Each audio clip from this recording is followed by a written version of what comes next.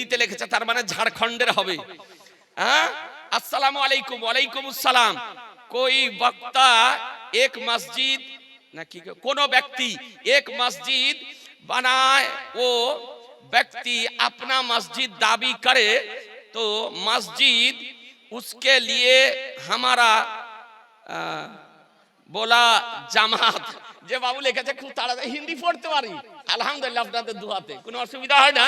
তো শুনেন, কোন মসজিদ যদি কেউ নির্মাণ করে, যদি বলে যে এটা ব্যক্তিগত মসজিদ, আমার মসজিদ, আর ওয়াকফ যদি করে দেয়া থাকে, ও মসজিদ নির্মাণ করে ওয়াকফ করে দিল, আর ওয়াকফ করে দেওয়ার পর দান করে দিল, সেটা রেজিস্ট্রি হোক অথবা রেজিস্ট্রি না হোক, ওয়াকফ যদি করে দেয়, দেশের মানুষ যদি জানে যে মসজিদ তার জমিতে বানিয়ে ওয়াকফ করে দিয়েছে, তবে ওই মসজিদে নামাজ পড়া যায়।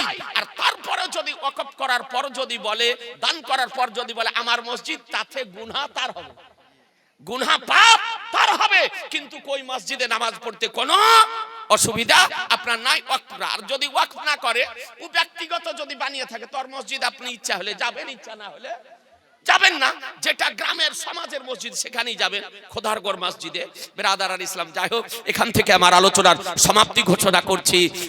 ওমা আলাইনা ইল্লাল বালাগ, আস্তাগফিরুল্লাহ রাব্বি মিন কুল্লি জামবি ওয়া আতুবু ইলাইহি, লা ইলাহা ইল্লাল্লাহু মুহাম্মাদুর রাসূলুল্লাহ সাল্লাল্লাহু তাআলা আলাইহি ওয়াসাল্লাম।